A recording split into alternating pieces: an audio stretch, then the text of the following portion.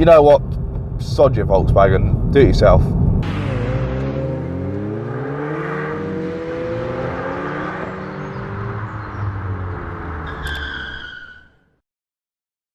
Car Obsession is proudly supported by Exchange My Car, Carly and Draggy. For a limited time only, use Car Obsession 10 to get money off with Carly, and there's also a discount code for Draggy as well, which again is Car Obsession 10. All of the details are in the video description below.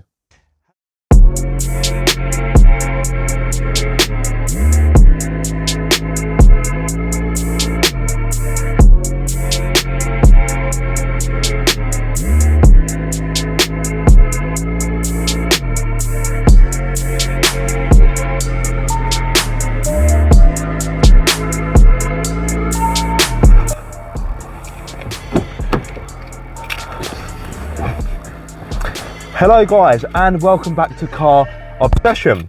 You join me in the new Volkswagen Polo GTI. I've only got this for about 15-20 minutes, so this is very much a quick drive, my first impressions. Now speaking of first impressions, I'm quite surprised I have a rather old school turnkey ignition.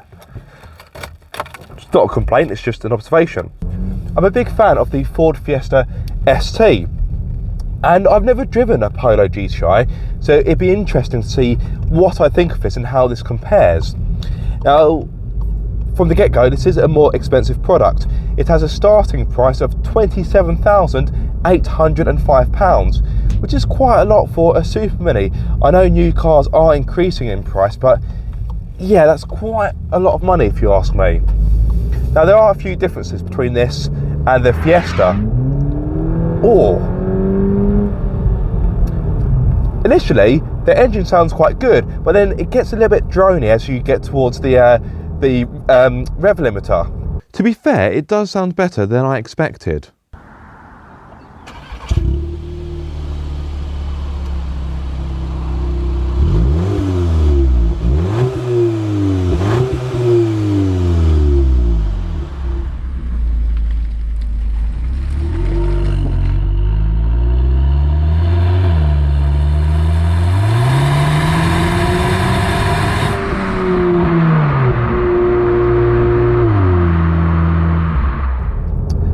Under the bonnet, I have a 2-litre turbocharged 4-cylinder petrol engine, unlike the 3-cylinder in the Fiesta ST, although the power is quite similar. This is a bit more powerful when it comes to horsepower. This offers 207 horsepower, whilst the Fiesta has 200 on the nose. In regards to torque, this offers that's pretty good. 320 newton meters, which is the same as the Fiesta, but the Fiesta has 320 newton meters on the overboost. Actually, I need to correct myself there. The previous Fiesta ST had an overboost function, but the new one doesn't. When it comes to 0 to 62 times, they are identical. They'll both do that speed in 6.5 seconds, although this does have a slightly higher top speed of 149 miles per hour as opposed to 143. The other big difference between the two cars is the transmission. Sorry, hold that thought.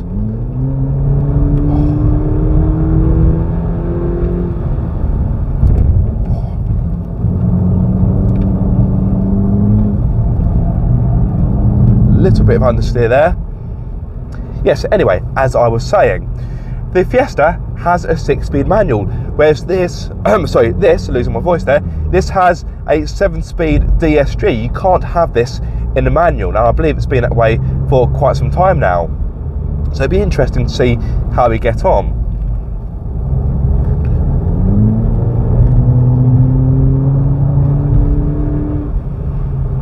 Not bad at all. So of course I've got a selection of drive modes. Let's slip it into sport. Right, there we go.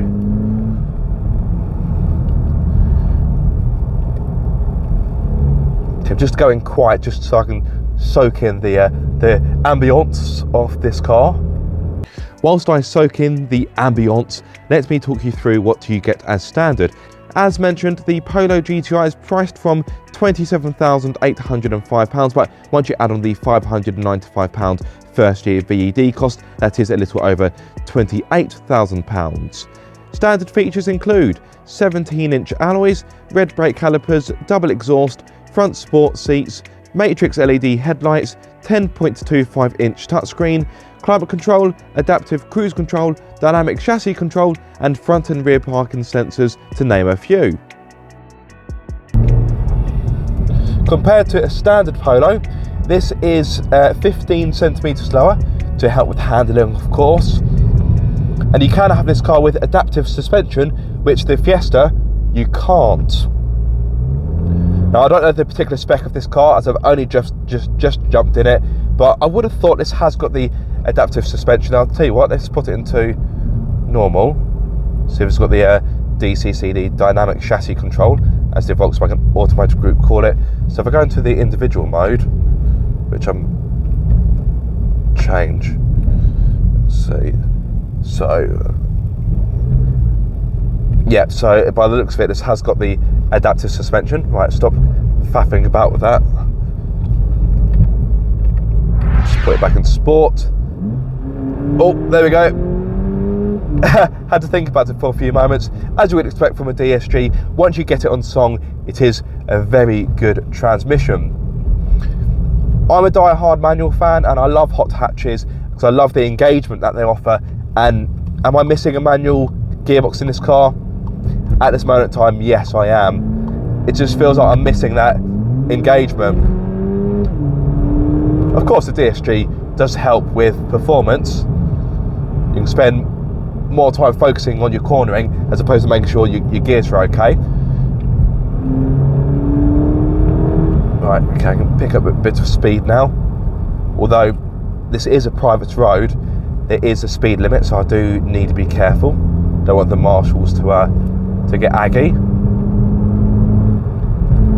Okay, steering weight is good. I'd say a little bit numb on the initial turn-in, but I have been spending my day driving sports cars, so maybe I'm a little bit out of calibration, so to speak. But the steering is positive.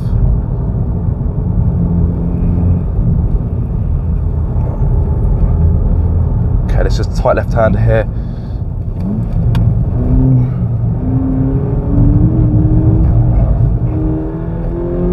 A little bit of lift-off oversteer. Not much. As you can imagine, the Polo GTI isn't as playful as the Fiesta. This is a more refined package. That's not to say it's not fun, because yeah, this is pretty good fun. Not quite as smile-inducing as the Fiesta.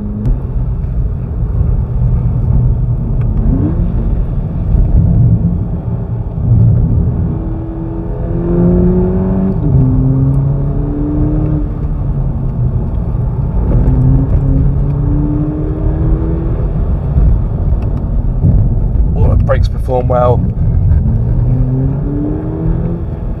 Back end getting a little bit more playful there, which I like. And we'll do one more lap just for luck. Okay, let's go full manual mode for the last lap. Although I'm pretty sure it still up changes for you, which is a little bit annoying. Okay, right, time for one last lap. Let's do this. Yep, it does change up for you. I don't want that. It's not a manual mode if you're still going to intervene. You know what? Sod your Volkswagen. Do it yourself.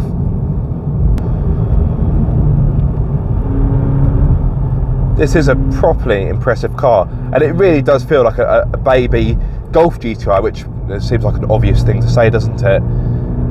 But it definitely feels like a more grown-up car. It feels like a bigger car than it actually is, although let's face it, the Polo nowadays is quite a big lump compared to what it used to be.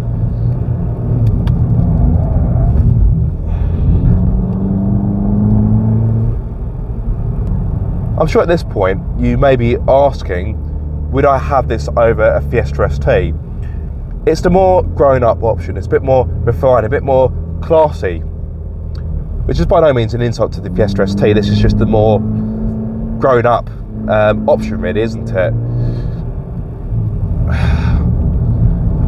this car, I think, would be the nicer to live with on a day-to-day basis, particularly as you've got the 7-speed DSG.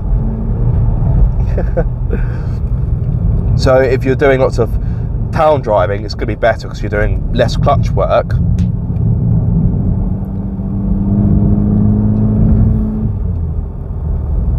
The interior is also a nicer place to be as well.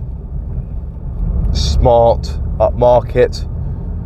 Yeah, it definitely has that extra bit of quality compared to the Fiesta ST, but it's got a higher price tag, so swings and roundabouts. But anyway, I'm kind of beating around the bush here. I think for what a hot hatch is and what a hot hatch should be, I would have the Fiesta. It's more engaging, it's got the manual gearbox, of course, it's more fun, and hot hatches need to be fun. I'm not saying this isn't fun, but this is the one you'd have if you're, I don't want to sound stereotypical, but if you're maybe an older person, or you're someone who wants something a bit less rowdy, yes, something a bit less boisterous. If you want a hot hatch, but you want something that's a bit more subtle, a bit more conservative, that's a good word, conservative, then this is the one to go for. If you want your hot hatches to be thrilling, well, more thrilling, because I'm not going to say this isn't thrilling, but if you want something that's going to feel more alive and more playful, then you have to get the Fiesta ST, in my opinion. They're both very good cars, but even without driving them, you know that there's a slightly different approach, a slightly different perspective from both cars.